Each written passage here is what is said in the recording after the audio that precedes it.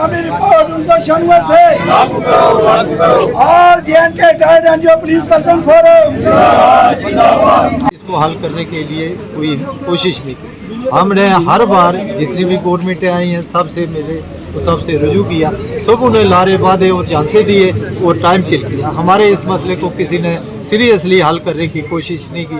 अभी रिसेंटली 1.5-2 साल हो गए गवर्नर साहब के पास हम गए थे। गवर्नर साहब ने भी आश्वासन दिया था कि आपका मसला जल्द मैं हल करूँगा पार्टी बेस पर। लिहाजा अभी 2 साल होने को जा रहे हैं, लिहाजा आज तक हमारे इस मसले को उन्होंने हल नहीं किया।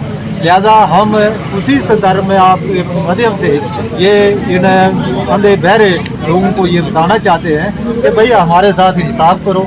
और हमने इतनी हार्ड और फास्ट ड्यूटी दी है और आपको मालूम है कि पुलिस का महकमा मुल्क की इंटरनल और एक्सटर्नल सिक्योरिटी के लिए कितना अहम है। इसके बगैर कोई भी मुल्क जो है महफूज नहीं रह सकता।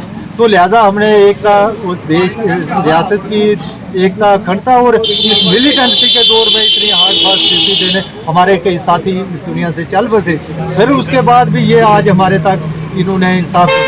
दूसरी बात ये है जो हमारा पे नमली अपना मेडिकल अलाउंस है, सेंट्रल एम्प्लॉय को 1000 रुपया 2017 से दिया जा रहा है, तो हमें सिर्फ 300 रुपया। ये तो एक बहुत बड़ा बड़ा मजाक हो रहा है हमारे साथ। दूसरी बात ये है कि उस वक्त ये बोला गया था कि यूटी और सेंटर में कोई फर्क नहीं है, यहाँ पर सेंटर के कानून लागू होंगे, लिहाजा ये सिर्फ कहने की बात है।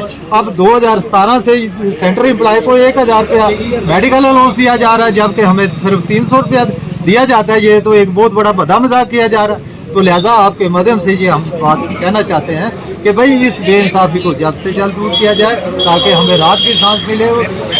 तीसरी बात ये है कि मेडिकल अलाउंस जिस तरह ECH पे कार्ड पैरामिलिट्री फोर्सेस के बनते हैं उसी तरह हमारे भी बनने चाहिए। अब इनके पास कोई बहाना नहीं है कि भाई हम स्टेट के, लिहाजा हम सेंटर के अंडर है, अमित शाह जी के अंडर हमारा जो पुलिस का महकमा आता है, तो इनको कोई दिक्कत नहीं आनी चाहिए मेरे ख्याल में कानूनी तौर पर।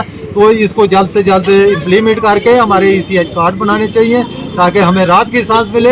और चौथी बात यह है कि जो हमारे बच्चों की जो रिजर्वेशन है प्रोफेशनल कॉलेजेस और रिक्रूटमेंट में होनी चाहिए ताकि हमें थोड़ा सा रिलैक्सेशन मिले और हमें आने वाला वक्त जो है अपने आराम से जिंदगी। Thank you sir. आपको मालूम है कि जब इलेक्शन होता है उस वक्त जितने भी नेतागण होते हैं सभी आके हाथ जोड़ते हैं, पाँव बांधते। तो जब ये वो कहते हैं ना कि भाई वो इलेक्शन का दिन निकला, 5-7 दिन इन्होंने हाथ जोड़ के माफ़ी मांगनी, डोर टू डोर जाना, और उसके बाद जब ये चेयर पर बैठ जाते हैं तो शहनशाह अकबर बन जाते हैं। उस वक्त इनका हाथ पाँव भी बदल जाता है।